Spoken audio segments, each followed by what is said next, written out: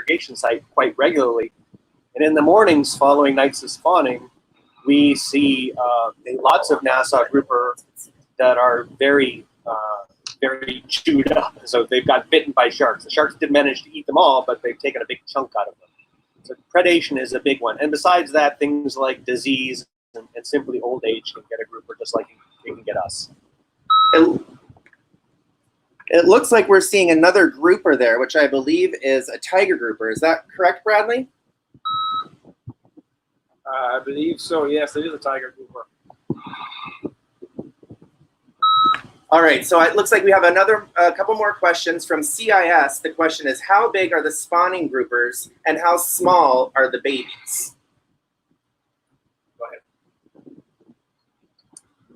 ahead. Usually the spawning groupers are about 5 to 7 years old is the average size that they recruit there, or they go to the site. And that's usually about 50 centimeters long. The juvenile groupers start out as small as a few centimeters long when they first settle onto the reefs. So you have quite a wide range in size. And the largest Nassau grouper that we've caught and tagged at the spawning site was about 87 centimeters long. So that's a quite large Nassau grouper as well. One of the other questions I saw was how many babies can one of the females have? Some of the large females will produce many millions of eggs. Let's say about 3 million eggs per large female. It's important to note that the largest females will produce many, many, many more eggs than smaller females that go to the spawning site. And that's why it's important to try and protect those very largest of females, the ones Bradley was talking about that get to as much as 80 centimeters and more, because those are the ones that are very much responsible for the output of baby grouper that spawning aggregation produces. And that's why here in the Cayman Islands, there's what's called a slot limit, meaning that you don't want to take fish, you can't take fish that are below the reproductive age before they get to go to the spawning site. And they also have limits on the largest of fishes to make sure that those fishes stay in the water so that they can produce new baby fish in abundance to show back up onto the Cayman Islands reefs so that there is a healthy fishery into the future. We have another question, Brice, which is, how do the fish know where the cleaning stations are? Well, that's a great question. They know it in a couple of ways. First of all, you know your house really well. So I bet even if all the lights were off in the middle of the night, you'd be able to find your way to the kitchen and open up a refrigerator and get yourself a snack. And just like your house is to you, the home territories or the home reefs where these grouper live are very well known to those individuals. And so once they find a cleaning station, they remember where it is, and they'll go back and they'll use it day in and day out for maybe sometimes as much as years. And those cleaning stations, those locations where those where those cleaning fish are, can last Lynn, for years. Do you have Christy? Oh, there we go. Okay. Okay, we have lost audio for a bit, but I can hear you now. Okay, good. Thanks for getting Christy back on the reef there. We're seeing a lot of blue for a minute. Okay. Another question that we have, and thanks for all these questions that are coming in. Keep them coming, you guys. The question is, how is the reef looking now compared to 5 years ago?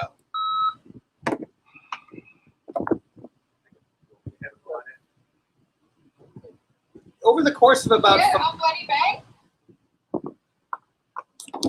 Yes, on Bloody Bay. To me, it still looks just as beautiful. But Brice has spent a lot more time here. That's a pass back. All right, I'm going to ask Brice that question. So while we have throughout the Caribbean lost coral cover over the last 50 to 100 years, that process of change is very slow. And what's more, here in the Cayman Islands, the reefs have lost less coral and lost it more slowly than anywhere else. So 5-year window of time is a very short window of time to see any real change in the coral cover here in the Cayman Islands. And so by and large, the reefs of today look a lot like the reefs of 5 years ago. So when we think about reefs, we need to think about them in terms of hundreds of years, not 5 years, and we need to manage reefs in that way. Brice, from Spot Bay, the question is, and I'm going to ask Lynn to answer this, what age do the grouper get mature to spawn? So for Nassau grouper, that is somewhere between 4 to 7 years old. Great. Another question we have from Renaissance is, if each female can produce millions of eggs, why is the grouper population so low? That is a great question. Not all of the eggs survive. They are in the water and they turn into larvae for over a month before they settle on the reef. And during that time, a lot of them do not survive. Great. And now I'm going to give this question to Mr. Bradley. And this is from Miss Meisel's class. What happens to the people or restaurants that sell grouper during the closed season? So right now there is actually a ban on catching any groupers between December and March, and that's specifically to protect the groupers when they're spawning.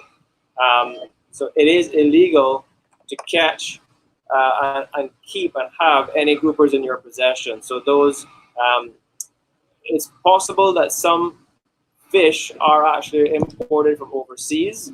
So these restrictions at the moment apply to anything caught locally. But it is something for you all to be aware of in terms of knowing when the fish are spawning, and also being aware when you go to restaurants that are serving or are claiming to serve fresh grouper, to understand that if it's caught during the time when the groupers are supposed to be spawning, it's something that you shouldn't support. You should ask questions about where the fish come from, so you can be more aware as a consumer of where your fish are coming from. Bradley, there's another question from CIS, and that is, why do they spawn in groups after the full moon? Well, that seems to be the main cue that they use, and it's probably something to do with the way the currents change around that time, because a lot of different fish species will choose a specific moon phase to spawn on, and we're not quite sure what it is about that phase of the moon or that particularly makes them spawn then. So it's more to do with the phase of the moon. Excellent.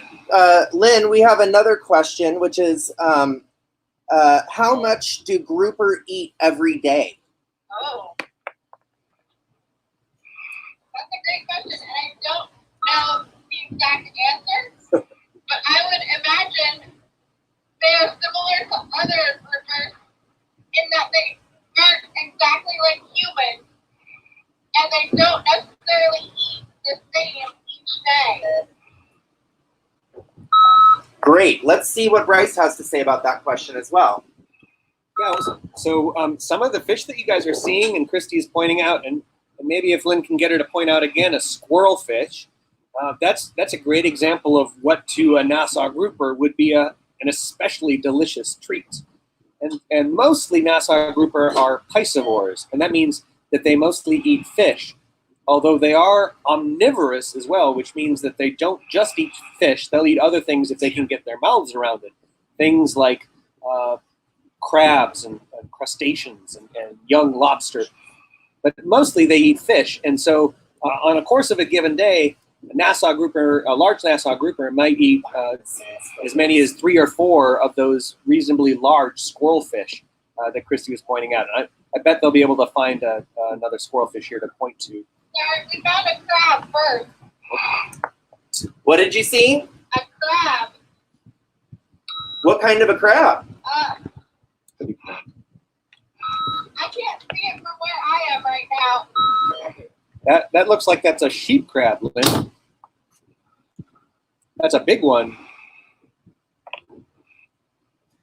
So we have another question, which is, from Miss Meisel's class, is it possible to transport grouper from an aggregation to another aggregation in a different country to help the population in another country recover?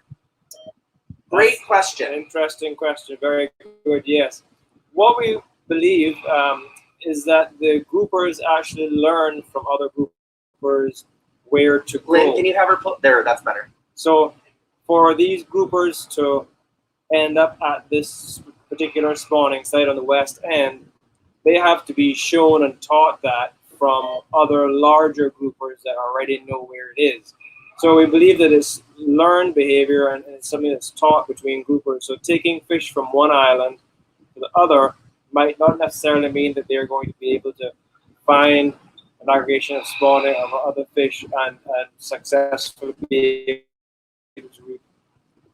Great. Let's see. We have another question from Renaissance, which is, do the groupers see the same colors as humans?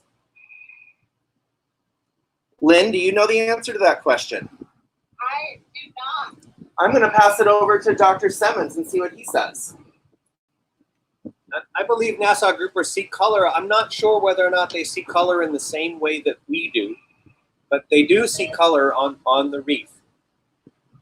Yep, that's a great question and one that I need to make sure that I know the right answer to. Great, and we can post that more information about that on the blog. Perfect. Spot Bay has another question, and I'm going to pass this over to Lynn. The question is, what is the typical depth that you find a Nassau grouper? Great question.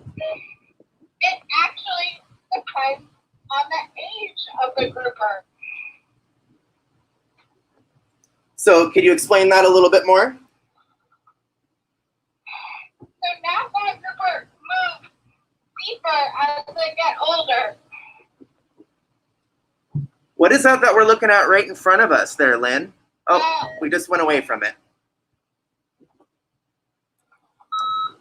Okay, so we have some other questions that are coming in. And I'm going to give this question to Bradley. The question is from Renaissance. How come the grouper only spawn once a year? Well, we actually know that they spawn more than once a year. Actually, they spawn normally. They have one major month where most all of the fish show up to spawn, but they also have another month where there's less fish, but there is still reproduction happening. And it all depends on the timing of the full moon in January and February as to which of those months will be the major month. This year, the full moon was on the 9th of February, which is quite early in the month. And the corresponding full moon in January was on the 8th or 9th. And because it's so early in January, we know that that wasn't going to be the major month, which is why we're here in February. And we will check again next month in March to see whether there are any Nassaus that showed up there to spawn. Great question. We have another question from CIS, and that is, how do they turn into baby grouper? Could you tell us, Lynn, maybe a little bit of the life cycle? So the Nassau spawn their gametes, which then will become larvae. And at about 30 days, the larvae will settle onto the reef. About how big are those larvae? Just a couple of centimeters, I believe. Grace, can you confirm? 1 second. Yeah, that's right, Lynn. They start off as, when they release the eggs are about the size of a pinhead. So they're very, very small. They hatch within 24 hours. So those circular round eggs, they float to the surface, and then those eggs hatch out into tiny baby fish that are maybe just twice the length of a pinhead. Basically, they just hatch out of their egg and they unfurl. And then over the course of about 45 days, they'll grow by 10 times their size. And so when they're settling out at a few centimeters in size. And from there, they grow very rapidly. In the first year, they'll grow to as much as 15 to 20 centimeters in size. There's another question. This is for Bradley from Renaissance. How much has the population of the grouper increased since the project started? When we first started the project, it was a bit of a rocky start to it because it was during the time when they were still allowed to be fished. And so we lost about 4,000 or so fish at the very start back in 2001 and 2002. And we estimate after that event that the population was anywhere between 2,000 fish possibly or less. But we've grown significantly to about 7,000 fish now. But that doesn't happen gradually by any means. It actually is a result of very specific events that bring those larvae back to the island, usually in 1 or 2 huge recruitment pulses. So we don't see a lot of new juvenile fish on the reef each year. It's we're not quite sure when those events will happen, which is one of the reasons why it's important that we have protections on these sites permanent and all year round. Wonderful question. Just 1 second, guys. I'm going to ask Dr. Semmens or Pattengill-Semmens and Waterhouse to come back up topside so that you can talk to them face to face. It looks also like we're looking at one of those squirrelfish that Dr. Brice was talking about, which Nassau in particular love to eat. Hold on 1 moment.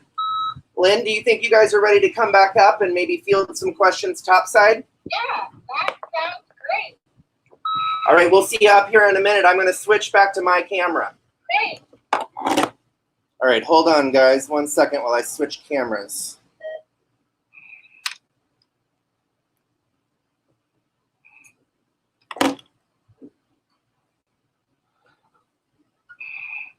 All right.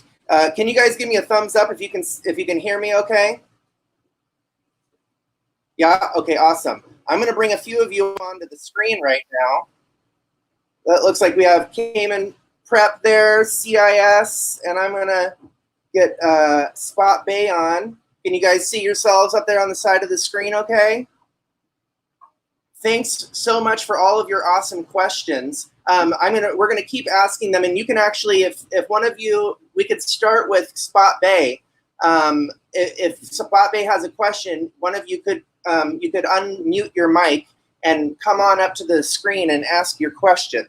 And while you're thinking about that, we're gonna answer CIS's question, which was, when is the spawning going to happen? I'm going to pass that on to Dr. Semmens, who's going to talk a little bit about that. So in the last couple of years, spawning has happened somewhere around 3 to 5 days after the full moon. Earlier in this project, about 10 years ago, it would take a little bit longer for them to ultimately spawn. And we think it's because as the population has grown larger, they've become more organized, and so spawning happens more quickly. But typically it's about 3 days after the full moon, and when they start to spawn, it happens very quickly, and over the course of about 3 days, they release all of their gametes, they release all of their eggs, and then they head home, and that'll be it for the rest of the year. So they'll do that once.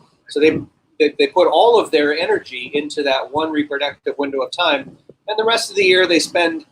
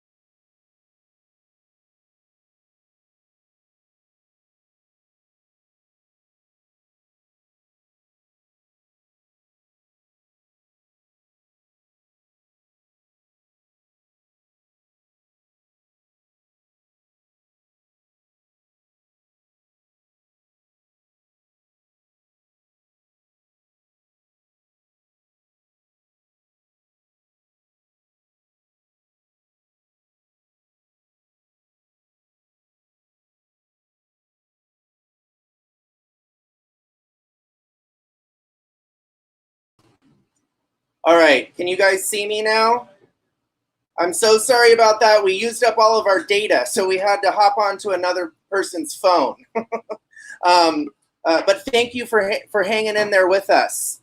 I'm going to add the other classrooms on here so we can see all your faces. Okay, and what's going to happen now is I'm going to bring Dr. Pattengill-Semmens and Dr. Waterhouse in here so that you guys can see their faces, not covered with masks, and maybe we can ask some questions. And if you have a question that you want to ask, please just let me know in the private chat on the side, and I'll unmute you and you can ask a question. So first I'm going to introduce you to Dr. There we go. Can you introduce yourself, please? Yes. Hi, guys. I'm Christy Pattengill-Semmens. I'm a lead scientist on the Grouper Moon project, and I was just down there holding the camera. Hopefully you guys got to see some good underwater critters. Awesome. So one of the questions was right before you guys came up was, when do you think the spawning is actually going to happen? That's always an interesting question. We're not sure. Every year it's a little bit of a guess, but based on what we saw the last few days. What are the signs that you look for that let you know? We think tonight they'll start, and the reason we think that is the numbers. We're starting to see more and more fish because they don't all show up at once. Over the course of a couple days, starting about full moon, they'll come and show up. And then also they're starting to behave more. They kind of are moving. They're more active. The first few days they're pretty mellow and spending a lot of time getting cleaned. Now they're a lot more active, and the color patterns are changing. So we're seeing a lot more dark fish and bicolor fish. Great. One of the other questions that was asked was, for those of us that have been diving here on Little Cayman for a long time, how does the reef compare from when you first started diving to now? Do you see changes? Yeah, there's definitely been changes. The Department of Environment, the DOE, has a coral monitoring program in addition to the Grouper Moon project. They also do a lot of other research, and one is on the coral monitoring. And there has been changes. Even though there's not a lot of development here in Little Cayman, there still is some development, and that can impact nearshore populations of habitat. Also, warming oceans is also changing corals' ability to lay down their skeleton. So that's been changing because of the higher temperatures. They have a harder time doing that when the water is higher. So there was another question from Renaissance, which was, how do you anticipate the grouper population to be in about 10 years? Wow, well, obviously we've seen really big changes over the last 10 years, and it's been, really going up. But it would anticipate that it will continue to increase. There will be probably eventually some sort of plateau here on Little Cayman, but the spawning population should continue to replenish the other islands, and so not just increases here on Little Cayman, but Cayman Brac and Grand Cayman should also see increases because of the spawning population here. Awesome, thank you. I'm gonna let you head off. All right, are you guys still hearing me okay out there? If anyone wants to come up and ask any question, now is your time. We have just about 5 more minutes. You can come be famous, get your face on the World Wide Web if you like. I'll do my best to answer any questions that you might have. Let's see here.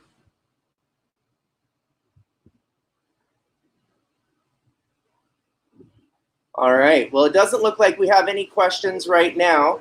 I'm just going to wrap things up then, and in case you come up with one, let me know, raise your hand, we'll unmute you and you can ask away. Oh, it looks like we have a question here at Cayman Prep. Let me unmute you.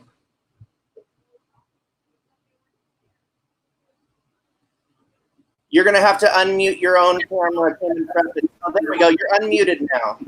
Can you hear me? I can hear you.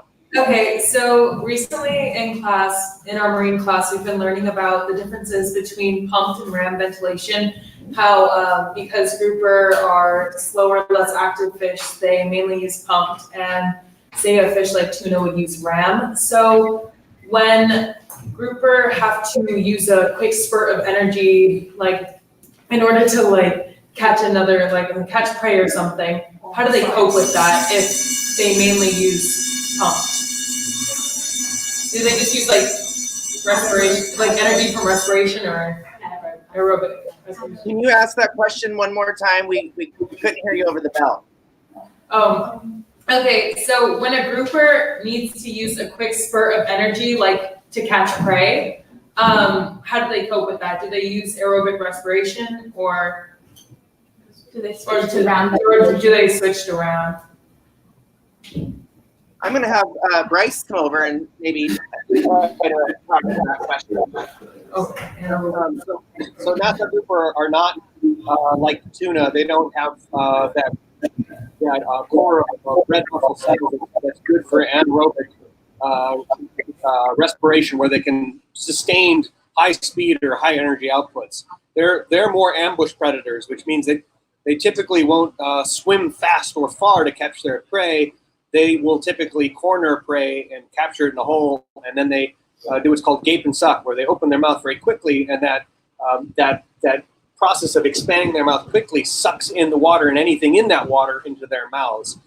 So they're more of an ambush predator, and because of that, they don't need to have those specialized muscles for sustained anaerobic energy production. Great question. All right, thank you, Dr. Semmens. Do we have anyone else with a question that they'd like to ask before we sign off for the day?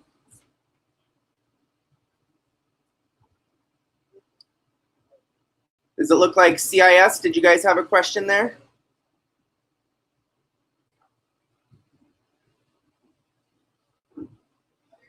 All right, well, okay, great.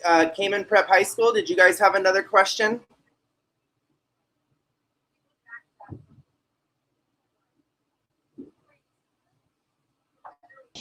A question? Yes, go right ahead and ask your question.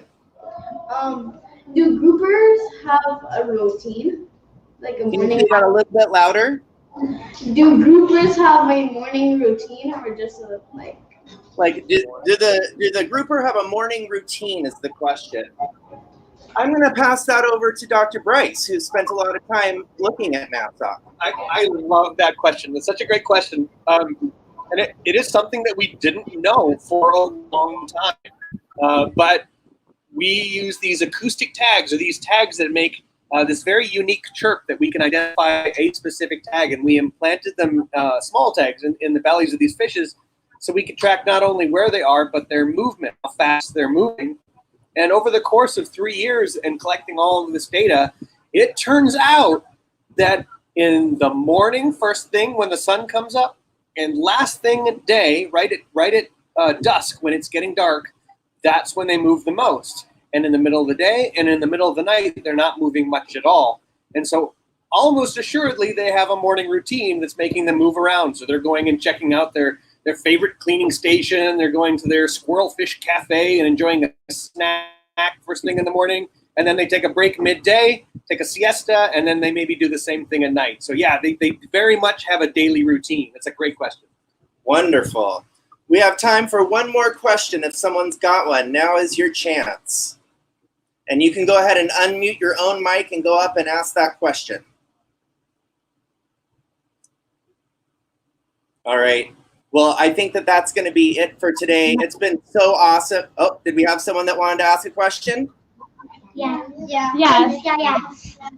Okay, so let's. Same place to spawn. Can you say that one more time? Why did they all go to the same place to spawn? Great. The question was, why do they all go to the same place to spawn? And I'm going to have Dr. Bradley come over and explain that to the group. Yeah, those specific areas are quite unique because they're almost points that stick out in the water, and all the fish learn to go there because we believe it's the best place that they know to go to reproduce, to release their eggs, so that there's a less chance of any predator eating them. So those are the spots that give their eggs the best chance to survive to adulthood. Awesome.